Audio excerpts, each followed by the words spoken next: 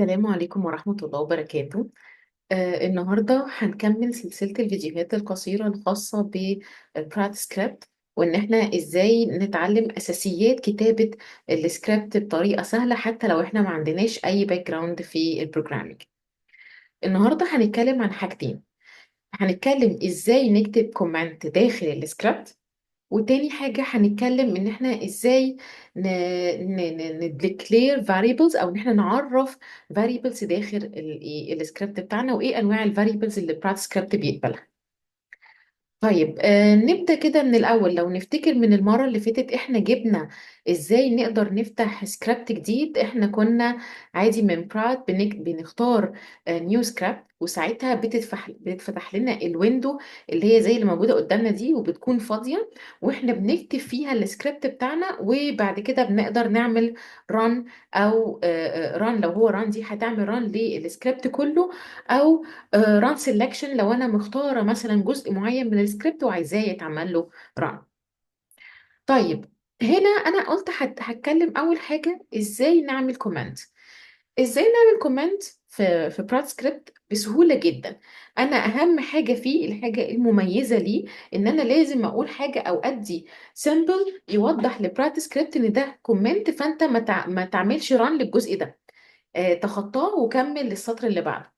ايه السامبل ده؟ هو الهاشتاج. الهاشتاج وهي لازم تكون موجودة زي ما احنا شايفينها كده، لازم تكون موجودة في اول السطر. يعني انا ما ينفعش خالص اكون كاتبة سطر عادي من الكود، واجي هنا في النص كده في نص السطر اعمل يعني في نهاية السطر بقى بمعنى صح اعمل هاشتاج واكتب ان ده كومنت. كده ما ينفعش خالص. كده لو انا عملت كده وعملت رن، على طول هيطلع لي ايرور، ان في حاجه في مشكله يعني. فاحنا عشان نعمل كومنت صح لازم ان هو يكون بادئ بهاشتاج، ولازم الهاشتاج ده يكون موجود في بدايه السطر. فوجوده في بدايه السطر ده معناه انديكيشن لبرات ان هو السطر ده انت بتعديه، لان هو ده مش جزء من الكود بتاعك. طب انا امتى بحتاج اكتب كومنتس؟ والله هو مفترض عامه، ده من الحاجات الاساسيه في ان انا بعمل اي حتى بروجرامي، بكتب اي برمجه. لازم ان انا اتعود ان انا اكتب كومنتس صح. الكومنتس ديت المفترض انها بتوضح لي الجزء ده من الكود المفترض بيعمل ايه.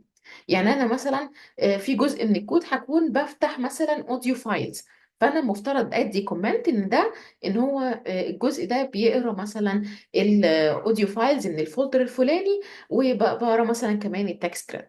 يعني المفترض انها كومنتس انها تساعدني ان انا بعد كده بعد وقت بعد ما يعدي فتره واجي افتح السكريبت بتاعي افتكر وافهم هو كل جزئيه فيه كانت بتعمل ايه. فدي ببساطه كده ازاي اقدر اعمل كومنتس في على برات سكريبت. تاني حاجة هنتكلم فيها النهاردة عن ازاي declare variables. declare variables يعني ايه؟ ان انا بعرف ال variables بتوعي في برات سكريبت. هو ال variable يعني ايه؟ هو بمعنى اصح هو container، يعني هو حاجة بتشيل جواها whatever المعلومة اللي انا عايزة اشيلها. يعني انا مثلا قريت فايل عايزاه، الفايل ده وهو مقروء كده يكون موجود في variable، فانا بحطه في container واديله ايه؟ اديله اسم. طيب، انواع الفاريبلز في برات زي ما قلنا نوعين، يا اما نوميريك يا اما سترينج.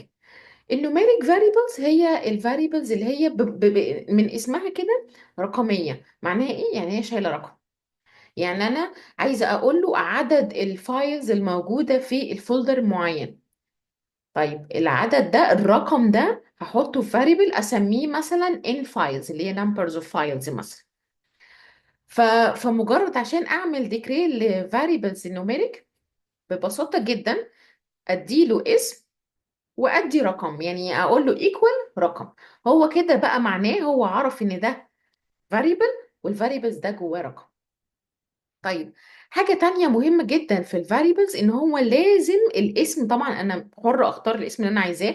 انا ممكن اقول x مثلا equal 10، whatever الاسم اللي انا عايزاه يعني مفيش مشكلة، ولكن اخد بالي من ان لازم اول حرف او يعني اول حرف موجود في الفاريبل ده لازم يكون سمول مش كابيتال. ليه؟ ده مهم لان الكابيتالز عامه بتكون ريزيرفد اكتر ليه او موجوده ليه الفانكشنز اللي داخل برات سكريبت. فبالتالي عشان ما يحصلش اي لبس من قواعد كتابة الفاريبلز في برات، ان اول حرف فيها لازم يكون سمول، ما ينفعش يكون كابيتال. طبعا لو كابيتال هيطلع لي ايرور. فهنا ده numeric variable عادي جدا. ليه numeric variable عادي؟ لان اول حاجه هو variable لان هو بادئ ب small letter. تاني حاجه هو numeric لان هو شايل جواه قيمه رقم. طيب ده النوع الوحيد من ال variables في برات؟ لا طبعا عندنا نوع تاني، والنوع ده مهم جدا، اللي هو ال string variables. من اسمه string لان هو شايل جواه string of characters، مجموعة من الحروف داخل جواه تكست يعني بمعنى أصح. والفاريبلز دي بتكون مهمة جدا، لأن أنا عادة وأنا شغالة في براد ببقى عندي مثلا عايزة أحتفظ ب الباث بتاع الفولدر بتاعي، الفولدر اللي هو جواه الأوديو. فأنا بدل ما أفضل كل مرة أكتب كله اللي هو مثلا أمنية سلاش ديسكتوب سلاش مثلا فولدر وهكذا، بدل ما كل مرة أكتب السترينج الكبير ده، لا أنا ممكن أشيله في فاريبل، والفاريبل ده أنادي عليه بعد كده. طيب لو انا عايزه اعرف string variables، إيه الشروط اللي مفترض عندي؟ طبعا لازم ابدا بسمول letter زي ما قلنا، لان هو ده variables في الاول وفي الاخر، فلازم يبدا بسمول letter. تاني شرط ان هو لازم ينتهي بدولار ساين. اي string variables موجود على براد لازم ينتهي بدولار ساين. وبعد كده يعني القيمة بتاعته whatever الكلمة أو السنتنس أو يعني أي جزء من التكست اللي أنا هحطه جواه لازم يكون موجود between two quotes، يكون ما بين quotation، عشان برات يعرف إن ده كده ده تكست مش مثلا أمر أو حاجة هو مفترض ينفذها. فبنهاية السطر ده أنا اديت indication لبرات إن خد بالك في string variable اسمه string var، وده جواه شايل قيمة أو الكلمة اللي هي hello.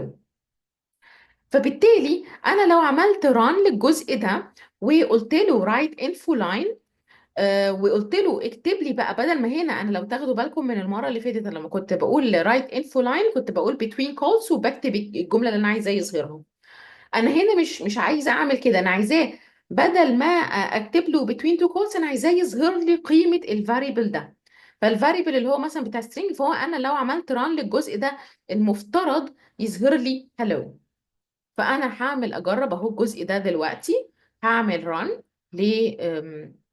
الجمله اللي هي الجزء ده ان انا بعرف له الفاريبلز بتاع السترينج، وان انا اقول له اكتب لي رايت انفو لاين اللي هو الفاليو بتاعت السترينج اللي انت كتبتها. فده الناتج عمل لي اللي هو طبعا فتح لي اللي هو البرات انفو ويندو يعني، ومكتوب جواها هالو. هالو دي جت منين؟ لان هالو دي هي القيمه بتاعه الايه السترينج فاريبل اللي هي موجوده. ده كده ببساطه ازاي اقدر اعمل كومنت، وازاي اقدر اعرف فاريبلز في برات وات ايفر الفاريبل ده كان نيوميريك ولا كان string. شكرا.